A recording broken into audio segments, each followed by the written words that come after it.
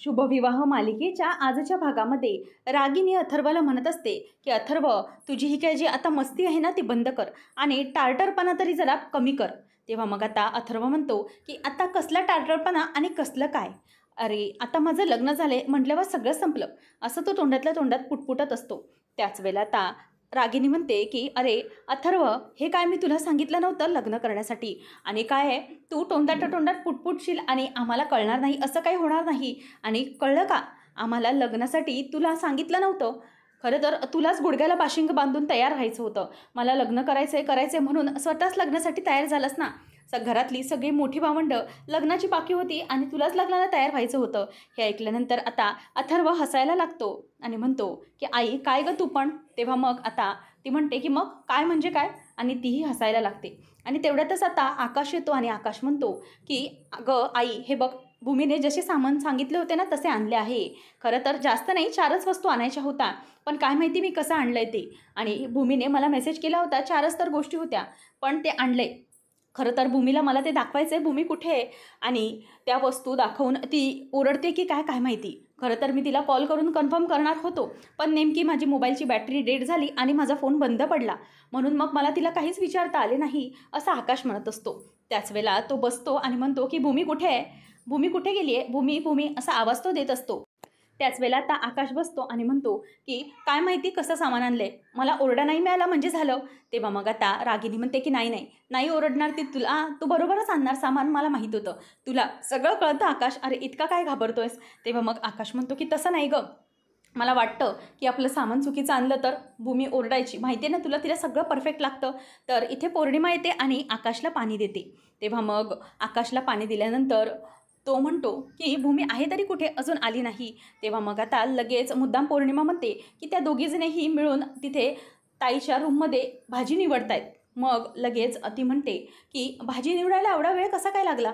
तेव्हा रागिनी म्हणते की काय, अजून भाज्या निवडतायत त्या मानसीच्या रूममध्ये, एव्हाना तर भाज्या फोडणीला लागायला होत्या, पण अजून कशा काय अजून भाज्या निवडतात. अरे आकाश, इतका उशीर होऊन चालत नाही. तेव्हा मानसी म्हणते की हो ना, मला तरी वाटतंय की भाज्या निवडायला दोघीजणी असताना इतका उशीर व्हायला नको, इतका कसा काय उशीर होतो तेच कळत नाही. तेव्हा मग आता लगेच आकाश पौर्णिमाला टोमणा मारत म्हणतो की पौर्णिमा, किचनमधल्या कामांना किती काय वेळ जातो याचं मॅनेजमेंट तुला समजतं, आश्चर्य आहे बुवा. एवढ्यातच आता रागिनी म्हणते की नाही रे, मला तरी वाटतंय की हे सगळं चुकीचं काहीतरी घडतंय, अरे इतका वेळ भाजी निवडायला लागायला नको. तेव्हा मग आता अथर्व म्हणतो की हल्ली ना मानसीचा काहीतरी वेगळंच चालू आहे, मला कळत नाही तिचं काय चाललंय ते, खरंच हल्ली खूप विचित्र वागते ती. तेव्हा मग आता रागिनी म्हणते की काय, तू मानसी बरोबर भांडण केलेस की काय. तेव्हा मग आता तो म्हणतो की मग भांडणार नाही तर काय करणार.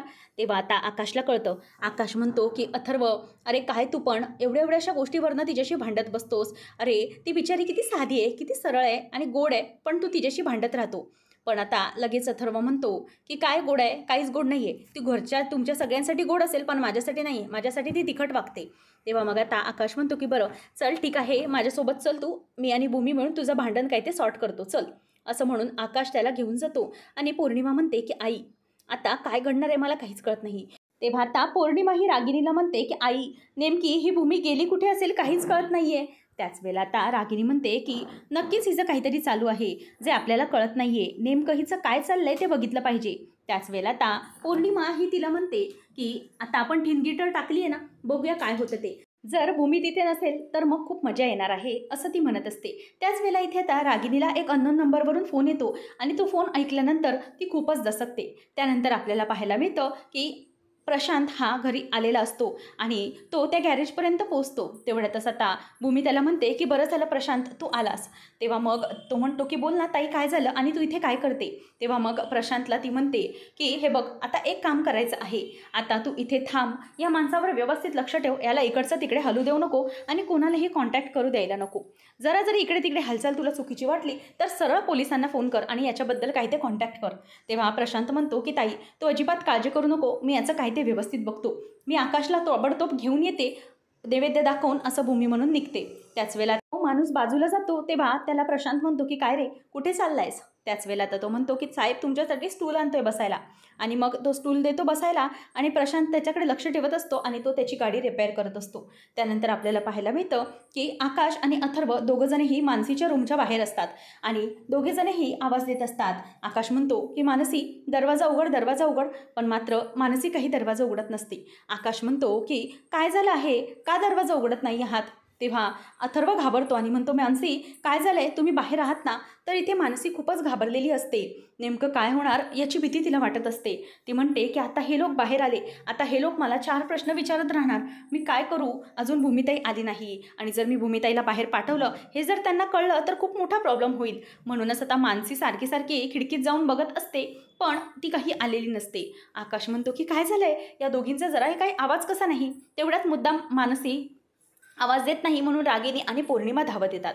रागिनी घाबरते आणि म्हणते की बापरे, काय झालं असेल? भूमीची तब्येत एव्हाना ठीक झाली नाही, भूमी परत चक्कर येऊन पडली वगैरे की काय? तेव्हा आता लगेच अथर्व म्हणतो की असं काही घडलेलं नसणार, कारण आतमध्ये मानसी आहे, तुम्ही जरा प्लीज थांबा. तेव्हा मग पौर्णिमा म्हणते की मला तरी वाटतंय की भाऊजी तुम्ही दरवाजा तोडावा, त्यावरूनच कळेल की नेमकं काय आहे आणि हे कुठे काय करतायत ते. त्याच वेळेला आता अथर्व म्हणतो की तोडू का दरवाजा? तेव्हा रागिनी म्हणते की हां तोड, आता काय, तोडावाच लागेल. मग आकाश आणि अथर्व दोघंजणही दरवाजा तोडायला लागतात आणि त्याच वेळेला तो लॅच आता उघडण्याच्या मार्गावरच असतो आणि मानसी आतमध्ये खूप घाबरलेली असते. ताई प्लीज लवकर ये असं ती बोलत असते आणि दरवाजा आता उघडला जातो. त्याच वेळेला समोर मानसी बसलेली दिसते आणि मानसी भाज्या निवडत बसलेली असते. त्याच वेळेला आता ते लोक ओरडतात आणि म्हणतात की अगं मानसी तुझं लक्ष तरी कुठे आहे? त्याच वेळेला आता अथर्व आणि आकाश तिच्याजवळ जातात आणि मानसी म्हणते की ओ सॉरी, काय झालं, माझ्या कानामध्ये कॉर्ड्स होते, तुम्ही काही बोलत होतात का? तेव्हा अथर्व म्हणतो की अगं मानसी तुझं लक्ष आहे तरी कुठे? अगं केव्हाचे आम्ही दरवाजा वाजवतोय, अगं आम्ही घाबरलो आतमध्ये काय झाले आणि काय नाही. तेव्हा मग ती म्हणते की ॲक्च्युली मी कानामध्ये गाणे ऐकत होते म्हणून मला आवाज आला नाही. अथर्व म्हणतो की तुला काही घरातली खबरबात आहे की नाही, घरात काय घडते काय नाही, तुला काय फोक सिंगर व्हायचं आहे का गाणे ऐकून ऐकून? तेव्हा रागिनी म्हणते की अथर्व बाळा शांत हो, प्लीज शांत व्हा, पण मला सांगा की एवढ्या सगळ्यामध्ये भूमी आहे तरी कुठे? मानसी इथे भाजी निवडते तर भूमी कुठे गेली? तेव्हा मग आता मानसी शांत बसलेली असते, ती तिच्या प्रश्नाला काहीच उत्तर देत नाही. तेवढ्यातच समोरून भूमी हात पाय पुसत बाहेर पडते आणि म्हणते की अरे काय झालं? अगं मानसी केव्हाचा कोणतरी दरवाजा वाजवतोय. तेव्हा ती म्हणते की अच्छा तुम्ही सगळेजण आहात का? अशा प्रकारे आता भूमीने छानच रागिनीच्या प्लॅनला तोड दिलेली असते आणि ती दरवाजातून बाथरूमच्या बाहेर पडते आणि ती म्हणते की आकाश अरे मी जरा फ्रेश होण्यासाठी आतमध्ये गेले होते, मला फ्रेश व्हायचं होतं, तोपर्यंत मी मनूला म्हणाले की तू काही ते आवरून घे.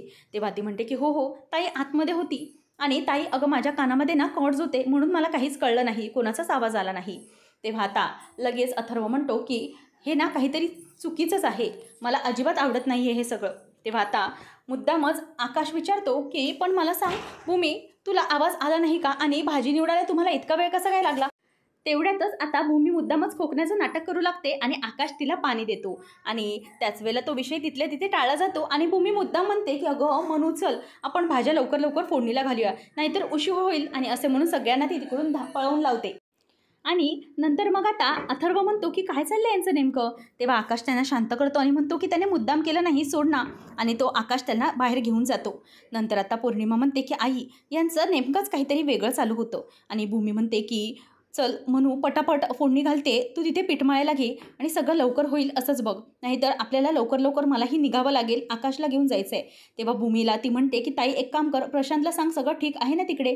तेव्हा मग ती प्रशांतला फोन करते आणि त्यानंतर म्हणते की बाळा प्रशांत सगळं ठीक आहे ना तिकडे, आम्ही इथे नैवेद्याचा आटप आणि मी आकाशला घेऊन लवकर तिथे जाते, तोपर्यंत तू तिथे जरासं सांभाळ आणि प्लीज बाळा तुझा वेळ जात असेल ना. तेव्हा तो म्हणतो की ताई अगं तुझा भाऊ आहे मी छोटा, सगळं काही करू शकतो, माझ्याकडे आहे वेळ, तू काळजी करू नको, तू आरामात ये, असं म्हणून तो फोन ठेवतो. आणि त्यानंतर मग आता भूमी म्हणते की चल लवकर लवकर नैवेद्य दाखवूया. आता आजी म्हणते की आकाश भूमी तुम्ही दोघेही आरती घ्या, आकाश तू गणपतीची घे आणि भूमी गौराईंची घेईल, असं म्हणून आता आरती सुरू होते. आणि नंतर सगळेजण आरतीसाठी जमलेले असतात. मानसीच्या डोक्यामध्ये वेगळेच विचार सुरू असतात आणि इथे भूमी ही घाबरलेली असते. देवाला मनातल्या मनातच ती प्रार्थना करत असते की देवा काहीही करा, पण प्लीज माझ्या या गोष्टीला बळ द्या आणि आकाशसमोर सगळं काही सत्य येऊ दे. आणि त्यानंतर मग आता आकाश हा सगळ्यांना आरती देत असतो आणि मग भूमी ही आतमध्ये जाते आणि गौराईंसाठी नैवेद्य ती घेऊन येत असते. नंतर मग आता आकाश हा सगळ्यांना आरती द्यायला लागतो आणि इथे रागिणीच्या मनात मात्र वेगळंच टेन्शन सुरू असतं. आणि तितक्यात भूमी येते आणि मानसी देखील येते आणि मनू म्हणते की ताई हे बघ, हे 11 नैवेद्याचे ताटं आहेत, तू जसं सांगितलंस तसंच आणलेलं आहे. मग आता लगेच रागिणी म्हणते की हे नवीन काय 11 ताटं म्हणजे? तेव्हा मग भूमी म्हणते की काय ना, गेले काही दिवस माझ्या आणि आकाशच्या संसारामध्ये खूप काही खाचखळगे आले आणि खूप वाईट दिवस आले गेले, पण सगळ्यातून आम्ही व्यवस्थित बाहेर पडलो. म्हणूनच आम्ही अन्नदान करायचे ठरवले. 11 लोकांना अन्नदान करण्याचं ठरवलेलं आहे. हे म्हटल्यावर आता आजी म्हणते की अगदी योग्य केलंस तू. आणि आकाश म्हणतो की खरंच अन्नदान म्हणजे श्रेष्ठ दान आहे आणि हे माझ्या भूमीशिवाय कोणालाही सुचणार नाही. तेव्हा भूमी म्हणते की काय आकाश तुझं पण? त्याच वेळेला इथे आता रागिनी म्हणते की बरं, अन्नदान करायचं ना, मग आपण सगळ्या कुटुंबाने करूया. एक काम करूया, आपण सगळेजण जाऊया ना, जेवून घेऊया. आणि म्हणजे कसं आहे, सगळ्या जणांनाच हे अन्नदान करता येईल, सगळ्यांच्याच पदरी पुण्य पडायला हवं ना. नंतर मग आता लगेच भूमी म्हणते की आत्या, कसं आहे ना, तुमचं म्हणणं अगदी योग्य आहे. पदरी पुण्य तर सगळ्यांच्याच पडायला हवं, पण कसं आहे ना, माझे बाबा म्हणतात की कधीही भरलेल्या पोटावर अन्नदान होत नसतं, भरलेल्या पोटी कधी सेवा केली जात नसते. म्हणूनच आम्ही दोघेही न जेवता पुढे जातोय आणि तिकडे नैवेद्य दाखवला, आपल्या देवाचा नैवेद्य झाला की त्यांना नैवेद्य देऊन मगच मग घरी येणार, असं माझं ठरलं आहे. तेव्हा मग आता भूमी म्हणते आणि तसंही आत्या, तुम्ही उगीच कशाला जेवायच्या थांबताय? तुम्ही आणि आजी दोघीजणी जेवून घ्या ना, उगीचच कशाला, कारण तुमची वेळ चुकून चालणार नाही. मग आकाश तूच बघ, तुला चालणार आहे का आजी आणि आईने उपाशी राहिलेलं?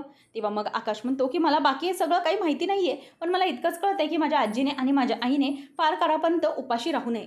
मग आता लगेच रागिनी म्हणते की अरे ऐका आमचं, आम्ही पण येतो. तेव्हा मग लगेच आजी म्हणते की नको, अगं मला तरी वाटतंय की आकाश आणि भूमी अगदी योग्य म्हणतात आणि आपल्याला जेवायला उशीर झाला तर आपल्यालाच ॲसिडिटी होईल परत. म्हणूनच आपण जेवून घेऊया. भूमीला आणि आकाशला काय ते करू दे, कारण तिने तिच्या संसारासाठीच मागितले ना, मग त्या दोघांना जाऊ दे, असं आजी म्हणते आणि रागिनीचं तोंड गप्प करून टाकते. त्याच वेळेला आता भूमी मात्र पूर्ण तशन देऊन रागिनीकडे बघते आणि ते दोघेजणही निघून जातात. पौर्णिमा आणि मानसीला जेवणाचं बघायला सांगतात. तेव्हा मग आता रागिनी म्हणते की यांचं काहीतरी वेगळंच चालू आहे. मला तरी वाटतंय की ह्या काहीतरी वेगळ्याच प्लॅनिंगमध्ये चालत आहेत. मला वाटतंय की ह्या भूमीच्या डोक्यात नक्कीच काहीतरी वेगळं चालते, कारण ती अशी शांततेने काहीच कुठलाही निर्णय घेणार नाही. तिच्या वागण्यामागे नक्कीच काहीतरी कारण आहे, असं ती आता त्याला सांगते. नंतर आपल्याला पाहायला मिळतं पुढच्या भागामध्ये आता भूमी मात्र आत्याला चॅलेंज देते की काही झालं तरीही आकाशसमोर मी तुमचा हा डाव आणणारच आणि आकाशची यंदाची दिवाळी ही षडयंत्रमुक्त दिवाळी असेल. आणि रागिनी घाबरते. अशाच अपडेट्ससाठी चॅनलला सबस्क्राईब नक्की करा.